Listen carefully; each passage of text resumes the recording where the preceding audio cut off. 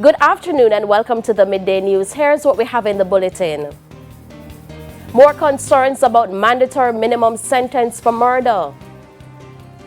Alarming data from the Jamaica AIDS Support for Life about violence against women and girls. And later in sports, five-time World Cup champions Brazil begin their campaign today. Thank you for joining us. I'm Shamela Pullen. Here are the details. There are concerns that the suggested adjustment for the mandatory minimum sentence for murder could create more problems for the criminal justice system. Attorney at law John Clark says this could lead to a further backlog in the courts. He was speaking on the morning agenda on Power 106 on Thursday. O'Shane Masters reports. With over 1,300 murders since the start of the year, the government is proposing more legislative changes to address the high rate of homicides island-wide. It's one of the reasons Prime Minister Andrew Holness has issued a directive to Justice Minister Delroy Chuck to have the legislation looked at to increase the sentencing guideline. The suggestion is for a mandatory minimum sentence of 30 years for murder. But attorney at law John Clark believes that's not in the best interest of the country. Currently, under our legal system, even though pursuant to the Offence Against the Person Act, generally the 15 years would be the minimum. The person pleads guilty, they can get a lesser sentence than even 15 years. So one wonders if 30 years would also apply to persons who plead guilty. And ultimately one wonders whether this proposal is informed by any data and what is the real mischief that is intended to be solved by this. Harsher punishments and mandatory minimum sentences is an abject failure. Mr. Clark says despite mounting pressures on the government to fix the crime problem, a willy-nilly approach cannot be taken, and it's not a problem that can be fixed overnight. He noted that crime is a systemic problem which has gotten worse over a period of time. He says all that has happened over the years is amended legislation with no overhaul of the criminal justice system. One has to really ask the question, what criminologist is advising the government, and what are the solutions that are being linked in our prisons to ensure that the recidivism rate in prisons reduce? Because ultimately, I believe they say that persons who go to prison, a large number of them are coming back. So it cannot be a one-shop solution. It has to be a holistic solution, and one hopes that all the stakeholders, the persons who are actually having their foot on the ground, are playing a role within a systematic review, because all we have is just amendments here, and from 1944 to present, our crime has consistently increased. Jamaicans for Justice, JFJ, also has an issue with the proposed minimum mandatory sentencing. Its executive director, Michael Jackson, says such a legislative change will not only undermine the credibility of the island's courts, but lead to overcrowding in the nation's prisons. And like the attorney, she believes the harsher penalty will not be a deterrent to criminals. O'Shane Masters, TVJ News. There's a call this afternoon for more to be done to end violence against women and girls. The Jamaica AIDS Support for Life highlighted the issue while speaking on TVJ Smile Jamaica this morning. They also made a worrying revelation that most of the new HIV cases they're seeing are young people. According to the Jamaica AIDS Support for Life, nearly 15% of all women in Jamaica between the ages 15 to 49 have experienced some type of physical or sexual violence from a male friend or partner. The estimate says around 30,000 persons are living with HIV. We are about a 50-50 split in terms of male to female. But again, we're seeing disparities when it relates to groups that are vulnerable. So the young women, we're seeing higher rates there. We're seeing in populations that are, disenfranchised, socially excluded, like our sex workers, or gay men, and persons of trans experience. The group also says most of the new HIV/AIDS infections that they're seeing are that of young girls. The person said, well, it's my boyfriend, it's my husband. I gave him sex willingly. But she also gave him sex knowing that he's an abuser, knowing that if she refuses, she may be physical abuse, knowing that he's having sex with multiple other persons, possibly unprotected.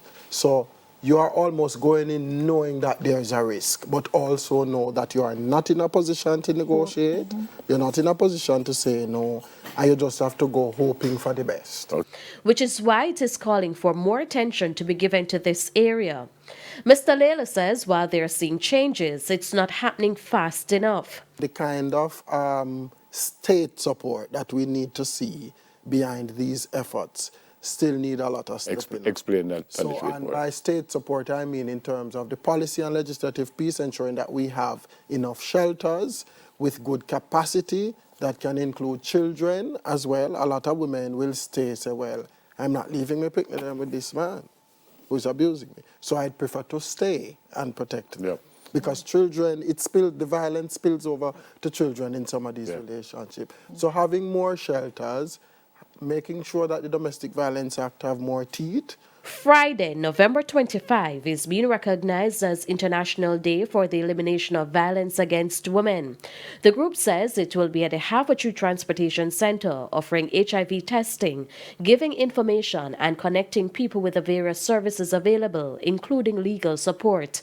Halfway Tree is 1 point, but we'll also be in St. Anne's Bay, we will be in Ocho Rios, we'll be in Falmouth, and we will be in Montego Bay. So persons will be walking the streets, talking to the citizens, issuing fact sheets and engaging them around the issue. And then, of course, they'll stand, to just demonstrate what it is that we're trying to get across.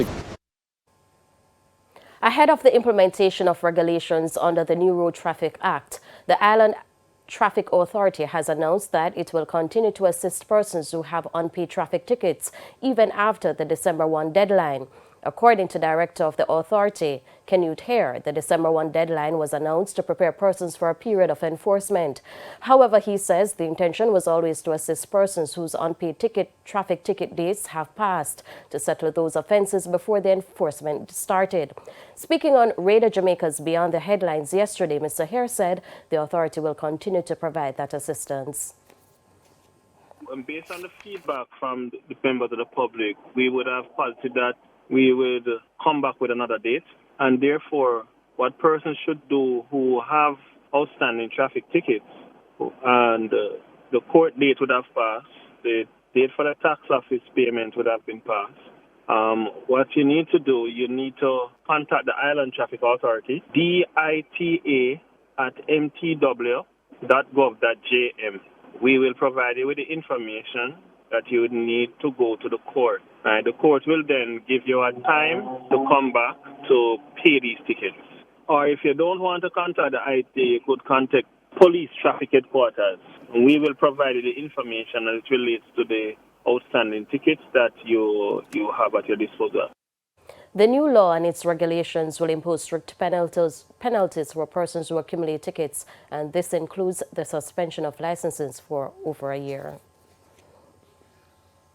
And it's time for a break. Stay with us, more stories when we return. Welcome back to the Midday News. A major health crisis is looming in sections of St. Anne. It's the fear of residents who are worried about raw sewage overflowing in the streets and settling around their homes. More in this report. Sewage water gushes from a manhole in the savannah at the Vistas housing development in St. Anne. Residents say it has been this way for years and pointed us to the filthy streams it has created in parts of the community over time. When I'm to go to the garbage bin down there, I drive. I can't manage the garbage to take it down to the garbage bin. I have to be driving.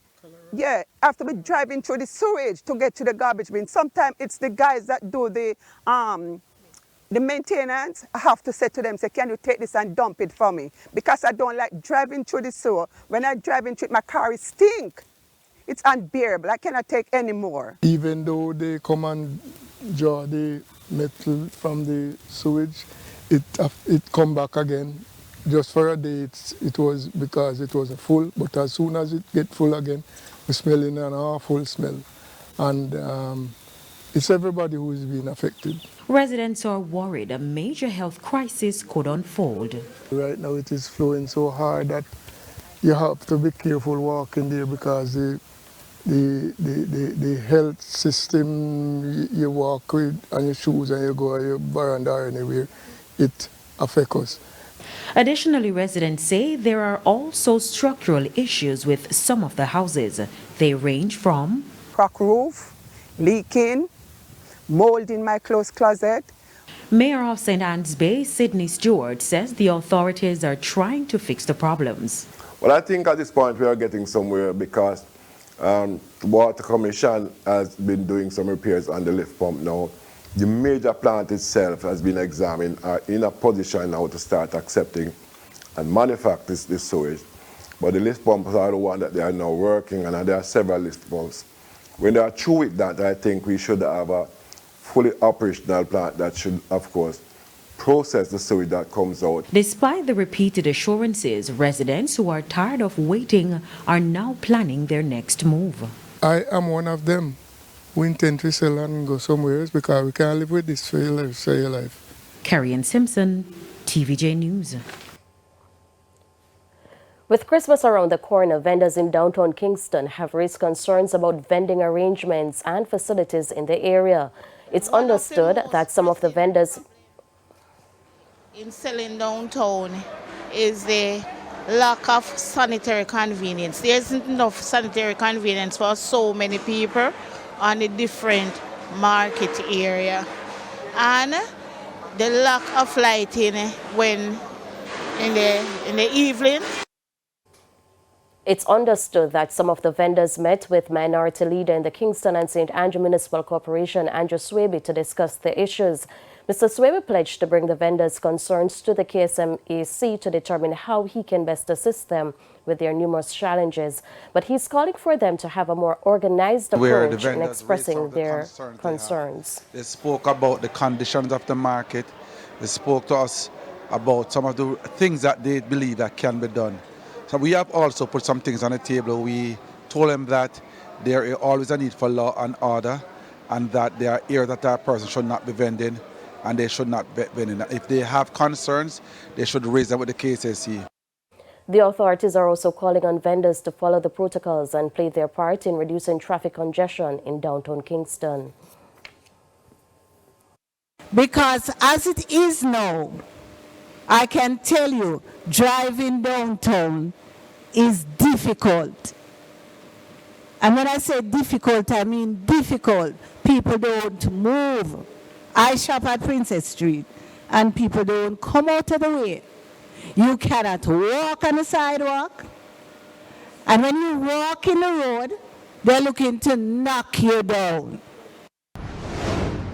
It's now time for the Business Minute. The Bank of Jamaica, BOJ, is warning that companies found to be operating illegally as microcredit firms will incur the raft of penalties stipulated by the Microcredit Act. Only 118 of the estimated 300 microcredit firms have submitted applications to be licensed. The BOJ has so far granted permission to 5 companies to operate within the space, with over 100 applications now under consideration. It projects that half of the industry will be covered by way of asset value by December. The Jamaican economy grew 4.3% in the July to September quarter of 2022. According to the Planning Institute of Jamaica, PIOJ, the growth comprised of an upward movement of 4.7% in the services industry and a 3.2% growth in the goods producing industry relative to the same period in 2021. PIOJ head Dr. Wayne Henry says the overall growth largely reflected higher levels of employment and higher demand for goods and services. It also reflects increased business hours related to the removal of COVID-19 containment measures and curfews. That's it for the Business Minute. I'm Cody Ann Barrett. And it's now time for the top regional and international stories. Here's O'Shane Masters. In the region, at least 1,800 unaccompanied Haitian children have been deported by the Dominican authorities this year. This follows a crackdown on migration in response to an ongoing cholera outbreak and gang violence in Haiti. The United States have harshly criticized the country, accusing them of mistreating migrants in a racist manner and imprisoning them in insanitary facilities. But the Dominican Republic has since denied the accusations. On the international scene, China is reporting its highest daily number of COVID cases since the start of the pandemic. On Wednesday, the country saw over 31,000 new cases. That surpasses the last peak in April this year. And those were the top regional and international stories. I'm Shane Masters. We head to a quick break. When we come back, we'll have your midday sports report with Renardo Brown.